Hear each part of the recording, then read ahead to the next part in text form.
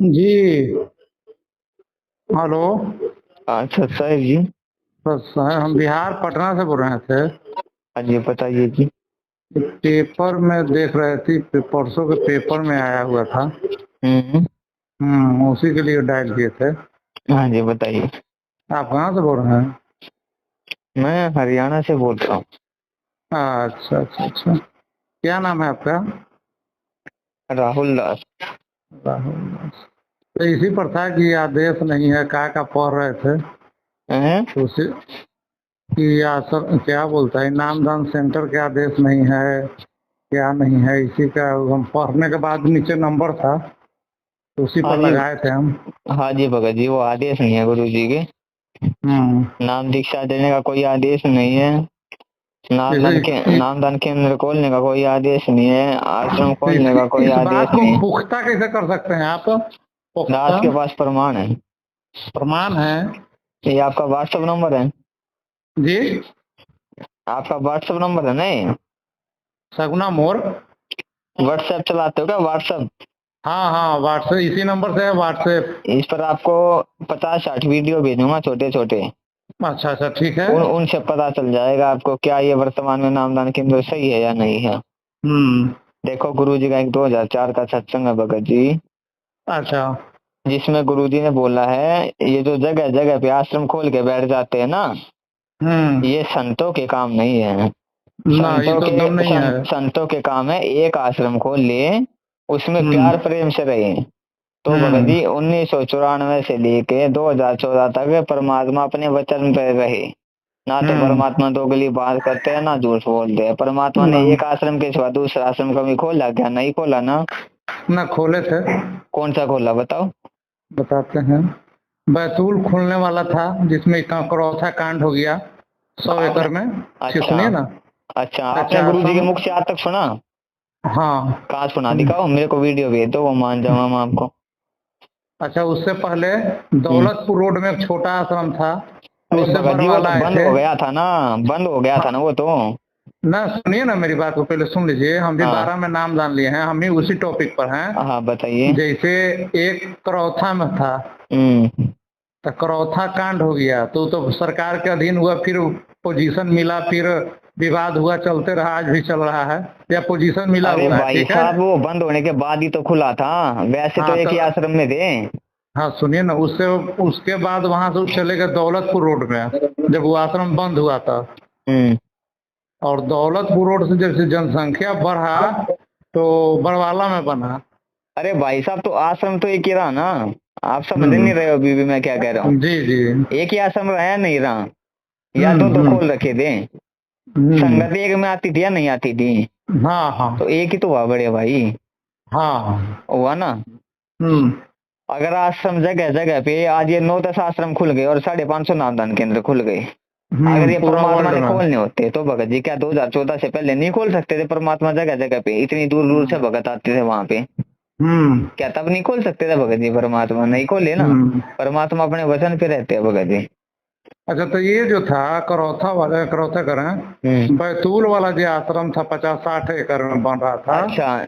वो तो निगरानी में था।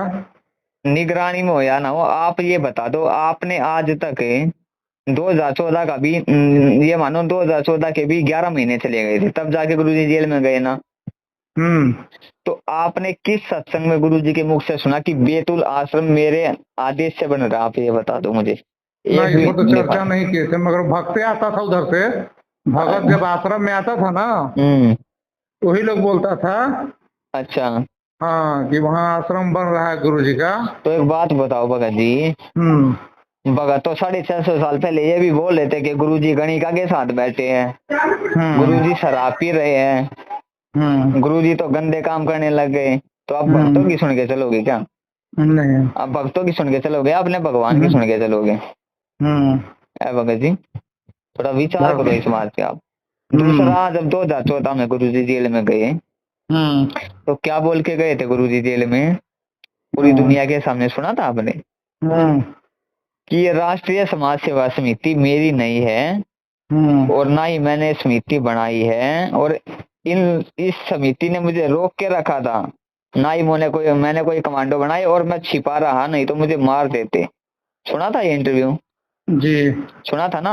अरे मैं भाई आज साहब, तक आज यही जांच करते रह गया कि कमांडो कौन था। जितना भी भगत मेरा अरे नौजवान उन भाई सबसे हम साहब पूछे एक बात कि सुनिए। कमांडो कौन था, आज तक वो सब कमांडो नहीं पे भी बताया। कमांडो पे भी आएंगे, एक बात सुनिए पहले मेरी। हम्म। हम्म। तो बड़े भाई, राष्ट्रीय समाज सेवा समिति वही तो समिति है जो आज 550 से ज्यादा नामदान केंद्र खोले बैठी है, और 9-10 हम्म। आश्रम है। राष्ट्रीय हम्म। समाज सेवा समिति का ही दूसरा नाम सतलोक आश्रम मैनेजमेंट है। हम्म। तो भगत जी, जिनको परमात्मा ने 2014 में रिजेक्ट कर दिया, हम्म। तो आज परमात्मा को कैसे आदेश दे देंगे? एक बार बताओ, भगवान में कोई हम्म। दोष हो सकता भगत जी? नहीं। गुरु में कोई दोष नहीं हो सकता ना। हम्म। गुरु अगर आज जेल में है भगत जी, तो ये तो है नहीं हम्म। अपनी गलतियों के कारण है, अपने दोषों के कारण है ना? हम्म। नहीं है ना? तो हम्म। आज भगत जी अगर गुरु जी जेल में है, तो इन समिति वालों के कारण ही तो जेल में है, इनके उल्टे कर्म कुकर्मों के कारण है। ये आश्रम में सारे माता बहनों के साथ उल्टे कुकर्म करते थे, भक्तों को ये वहां भी जो है हाँ। पिटाई कर देते थे, भक्तों को हम्म। गालियां देते थे, ये हम्म। भक्तों पे अपनी चौधर चलाते थे। हम्म। तो भगत जी, आज ये वही तो लोग है जो नामदान केंद्र खोल के बैठे हैं जगह जगह पे। हम्म। हम्म। तो बताइए भगत जी, इन जैसे कुपात्र लोगों को परमात्मा कैसे वो आदेश दे देगा? हम्म। आज आपके जो बड़े बड़े स्टेट कोऑर्डिनेटर है, वर्ल्ड कोऑर्डिनेटर है, जिला कोऑर्डिनेटर है, ये आज भी भक्तों को लठों से मारते हैं, माँ बहन की गालियां देते हैं, नामदान केंद्रों पे कुकर्म करते हैं। आपको वीडियो भेजूंगा भी सारी। बिहार की अगर घटना है अगर जो आपको रेप कोई हो अगर गया है। आपको कोई बात बोल रहा हूँ ना, तो प्रमाणों के साथ बोलूंगा। ठीक है, आपको इस सारे में प्रमाण भेजूंगा भगत जी। तो इन जैसे घटिया लोगों को, अरे सार नाम लेके भगत जी एक भी गलती करने का मतलब आप समझते हो क्या होता है? सार नाम लेके परमात्मा ने बोला है, सार नाम लेने के बाद अगर तुम गलती करोगे ना, सदा सदा के लिए परमात्मा तुम्हें रिजेक्ट कर देगा। तो बताओ, ये इन्होंने गलतियों के पहाड़ तोड़ दिए भगत जी संगत पे। अच्छा एक बात बताओ, 2012 से जुड़े हो ना जी? गुरुजी राजनीति करवाते हैं भक्तों से? नहीं, वो तो कहते हैं ये मार्ग अध्यात्म का है, राजनीति का तो आप नहीं है। बड़े आराम से समझ गए होगे पीले पेज किसके आते हैं फिर। देखते हो ना ये दिन पीले पेज है। कभी कांग्रेस कभी बीजेपी। बीजेपी को वोट नहीं डाला तो तुम्हारा जिंदगी में कभी नाम शुद्ध नहीं होगा। कह रहा मैं जाओ इस बात की, जिंदगी में तुम्हारा कभी नाम शुद्ध नहीं होगा। वो बहुत पहले हम गए हुए हैं इस गहराई में। तो अरे भगत जी, आप बहुत पहले बोल रहे हो इस गहराई में आप गए हुए हो, और ये गुरु जी का आदेश नहीं मान रहे आप, तो फिर भी आप इन लोगों का साथ दे रहे हो।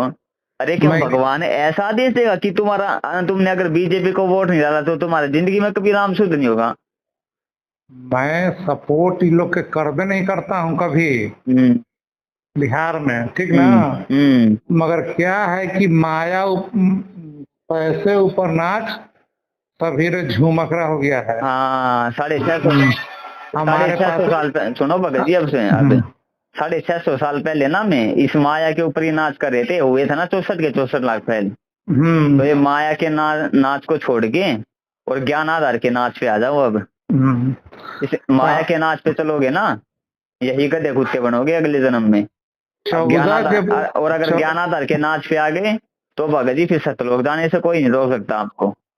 14 के बाद से एक सेंटर है बिहार में, गुरुजी का ही सेंटर है। गुरुजी के सानिध्य में था सरारी आश्रम, कबीर साहब का ही आश्रम था पूर्व से। तो वो आश्रम में हम लोग कम से कम पूर्णमासी के पूर्णमासी करीब 300 लोग जुट जाते थे।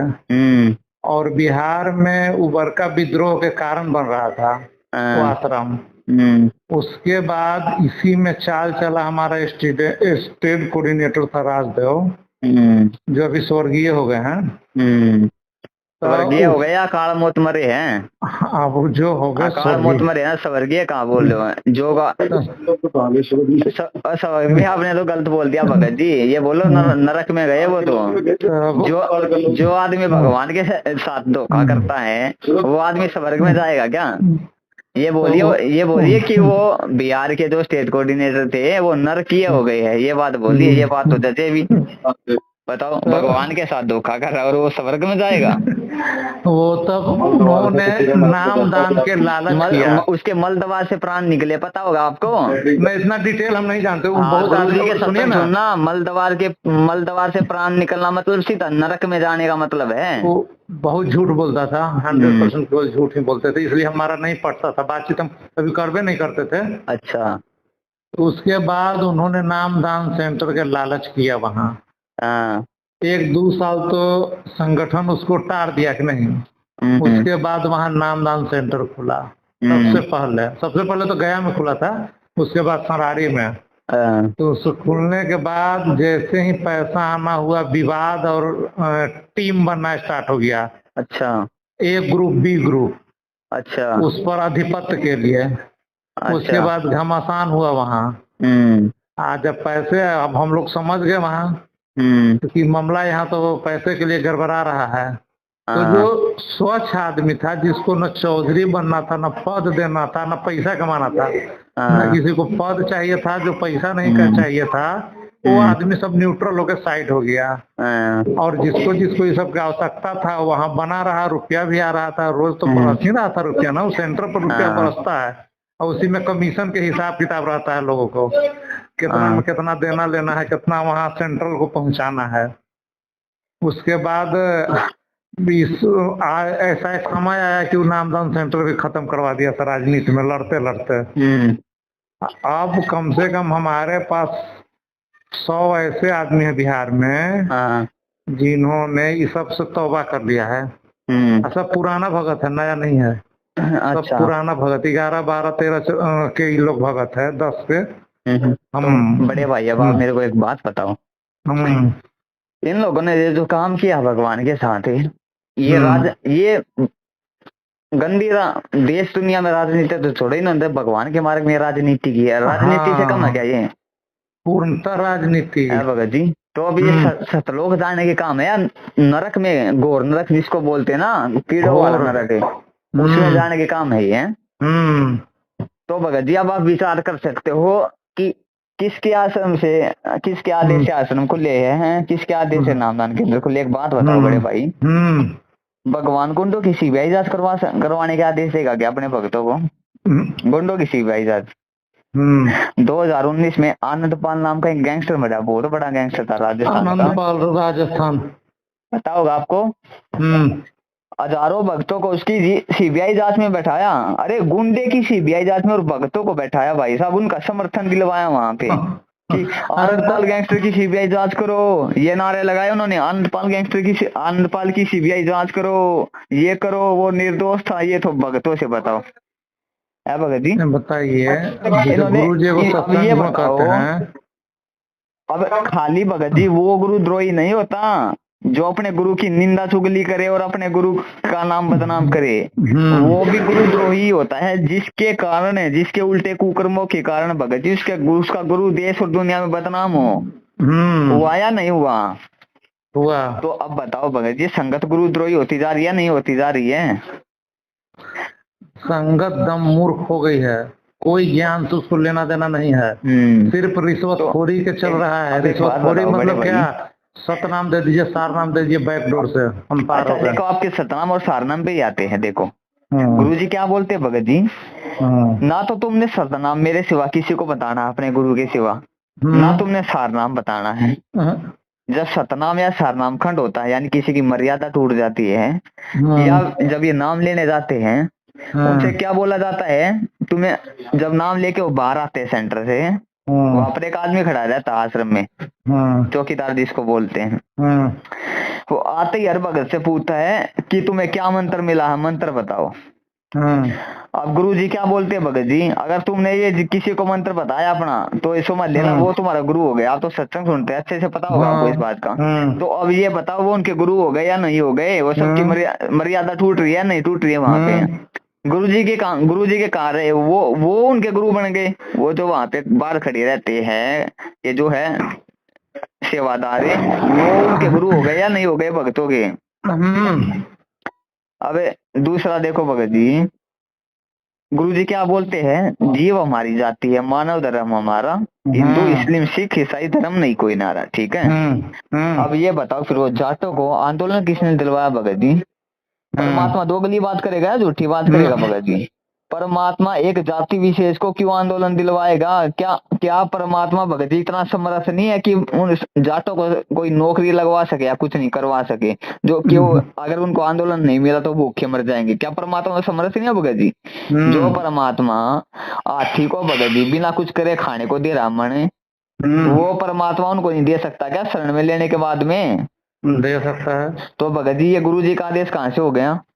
और उसी जाट आंदोलन में 11 लाख रुपए चंदा दिया गया। अभी आपको वीडियो भेजूंगा 50 जाट, एक भी बात झूठी नहीं है, सारी बातों के प्रमाणों के साथ बोली है। अब वो बताओ जाट लोग हैं उसको, अब ये तो है नहीं वो अच्छे काम में लगाएंगे वहां पे आंदोलन में, किस चीज में लगाएंगे? शराब में लगाएंगे, ओके में लगाएंगे, बीड़ी में लगाएंगे, प्याज खिला के आदमी इकट्ठा करने में, हाँ बीड़ी में, इन चीजों में लगाएंगे ना भगत जी। अब ये बताओ अब 15-20 लाख की संगत की मर्यादा टूटी या नहीं टूटी? संगत का संयोग हुआ या नहीं हुआ? संगत के लोगों ने कर्म फोड़े या नहीं फोड़े? संगत के दान के पैसों को वो लोग उक्के में बीड़ी में लगाएंगे तो कुपात्र को दान दिया गया ना या नहीं दिया गया भगत जी? आप समझदार हो, आप विचार कर सकते हो। हाँ तो अब ये बताओ आपको किस एंगल से, किस तरीके से आपको ये लग रहा है कि ये जो आज नामदान के अंदर है और ये जो भी है ये गुरुजी के आदेश से चल रही है? उन्होंने कहा कि मेरे जाने के बाद मेरा इलेक्ट्रॉनिक शरीर होगा। गुरुजी ने क्या बोला भगत जी सारनाम के विषय में? सारनाम इस दास के जाने के बाद डीवीडी से दिया जाएगा बोला है ना? आज क्या हो रहा है भगत जी? तो खुला हो रहा है। आज 1000 500 भक्तों को, 200 भक्तों को इकट्ठा बैग रख के सारनाम दिया जा रहा है। जब गुरुजी 2014 तक आश्रम में रहते, गुरुजी कैसे सारनाम देते थे? एक एक भगत को अलग अलग बैठा के सारनाम देते थे ना, बिल्कुल एक एक भगत को देते थे। ये नहीं कि 2 भक्तों को इकट्ठे बैठे के सारनाम देंगे, एक एक भगत को देते थे। तो आज क्या हो रहा है भगत जी? 1000 भक्तों को इकट्ठे बैठा के सारनाम दिया जा रहा है। गुरुजी ने क्या बताया? अगर तुम पति पत्नी भी हो ना और तुम्हें सारनाम मिला है, तुमने आपस में भी जिक्र नहीं करना है कि गुरुजी ने मुझे ये मंत्र दिया है, नहीं तो बोला ना भगत जी गुरुजी ने, तो वहां पर 1000 भक्तों ने आपस में वो सारनाम सुना या नहीं सुना? कहाँ से काम करेगा उनका सारनाम भगत जी? अच्छा एक बार और हम बता देते हैं। ये तो बोले गुरुजी की पूरा दुनिया में जाएगा, ये मतलब पूरा दुनिया एक होगा।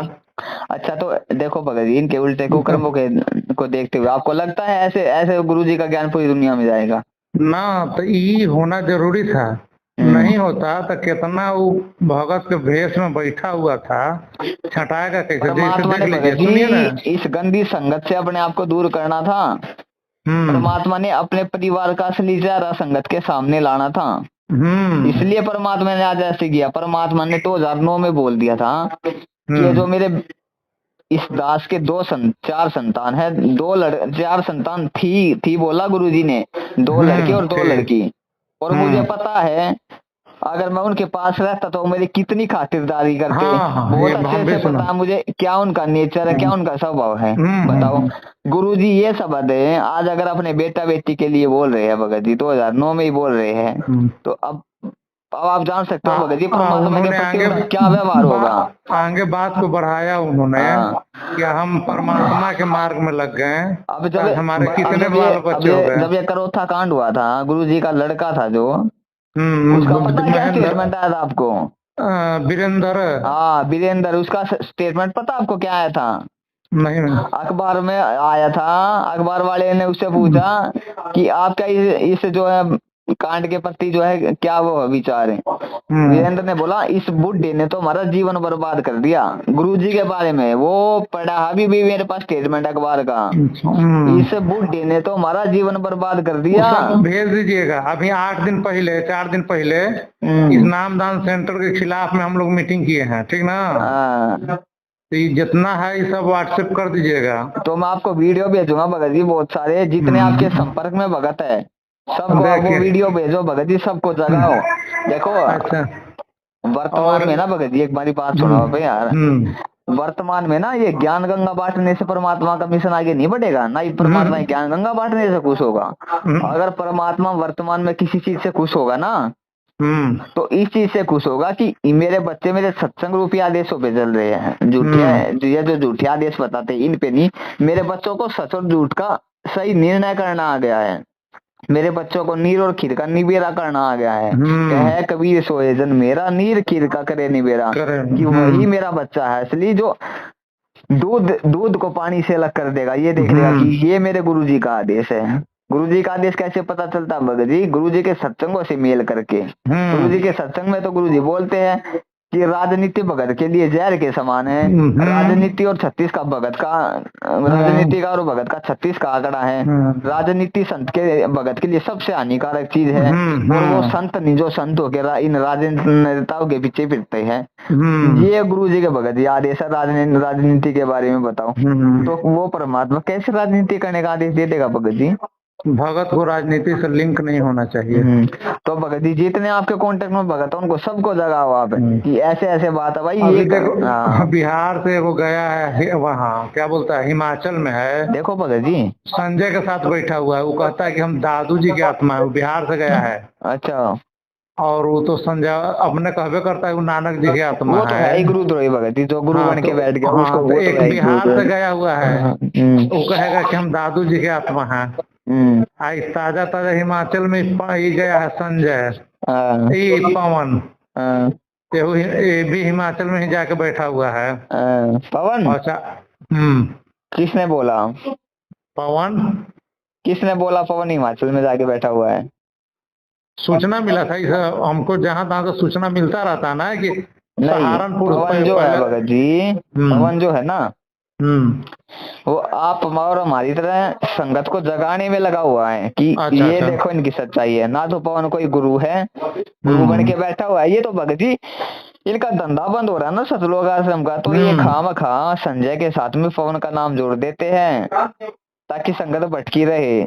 पवन जो है, पवन तो गुरु को भगवान सिद्ध करने में लगा हुआ है, संत रामपाल जी को कबीर भगवान सिद्ध करने में लगा हुआ है, प्रमाण दिखाता रहता है। देखो गुरु जी अपने भगवान है, गुरु जी भगवान है। 8 सितंबर को कहाँ मना रहे हैं? जो 8 सितंबर डाले हैं कहीं नहीं भगत जी, घर घर में मना रहे हैं, क्योंकि देखो जितने घरों में गुरुदेव को भोग लगेगा उतना ही दुनिया का अच्छा वातावरण बढ़ेगा, उतने ही परमात्मा प्रसन्न होंगे। इसलिए जो 8 सितंबर का प्रोग्राम है वो घरों घर हर घर में मनाया जाएगा, घरों घरों में। वैसे तो सात संगतियां होती रहती है, सच्चे पता ही होगा। बता देते हैं आपको, गुरु जी ने सत्संग में बोला था कि हमारा यहाँ रहते रहते इन निकम्मों ने एक महिला से नाम दान दिलाना स्टार्ट कर दिया था, और ये कार्यक्रम 8-10 दिन तक चला। फिर गुरु नाम दान सुनिए, नाम दान लेने वाले को धमकाता था लोग कि बात गुरुजी से नहीं कहना। मगर ये सूचना हमारे पास आ गई और मैंने सत्संग के माध्यम से ही धमका दिया, बोला कि ऐसा कोई आदेश होगा तो हम पूछूंगा नहीं, हम बताऊंगा नहीं, तो हम कैसे कह दूंगा। तो यहाँ आश्रम में रहते रहते ये सब कर सकता है लोग, तो फिर तो क्या कहना है। तो वही ना, देखो आज पवन जी है जो संगत को जगाने में लगे हुए भगत जी, वो तो कि गुरु ही भगवान है भाई। वैसे तो हम लोग साथ संग दिया करते रहते हैं भगत जी, जगह जगह 50-100 भगत भाई इकट्ठे हो गए कि ऐसे ऐसे अपने गुरु परमात्मा है भाई, गुरु जी को खुश करो। गुरु जी अगर खुश नहीं हुए तो जेल से नहीं आएंगे। गुरु जी क्यों खुश हैं? लगता है कि 40% भगत जो है विपक्ष में आ चुका है, 40 से बढ़ रहा है। तो वही है ना भगत जी, के नीचे खबर नहीं हो पा रहा है वो होंगे भगत जी, धीरे धीरे होंगे, परमात्मा दया करेंगे। हर स्टेट में बगावत है। ऐसा ही है भगत जी, बिल्कुल बगावत है इनके खिलाफ। तो बड़े भाई देखो, जो भी पुराना भगत है, जो भगत है पुराना भगत है वो बगावत में है। नया वाला के तो पता नहीं चल रहा है कि हमको क्या करना है, नाम दान ले। आज देखो भगत जी, अगर वर्तमान में गुरु जी की कोई सबसे बड़ी सेवा ना, तो संगत को इन काली एजेंटों के मुंह से बचाना है। ये जो काली एजेंट बैठ के जगह जगह पे संगत की आए दिन मर्यादा तुड़वाते हैं, इनसे बचाना भगत जी, यही आज वर्तमान में गुरु जी की सबसे बड़ी सेवा है, गुरु जी के जीवन में जाने के बाद में। तो इसलिए दास आपको कह रहा है, जितने आपके संपर्क में भगत भाई उनको इकट्ठे करो, वीडियो वगैरह उनको दिखाओ भगत जी कि ये भाई देखो भाई, छोटे छोटे प्रमाण है, सच्चाई है। इसको आप भेज दीजिएगा, ठीक ना? हाँ मैं भेजूंगा आपको। ठीक है, राजीव कुमार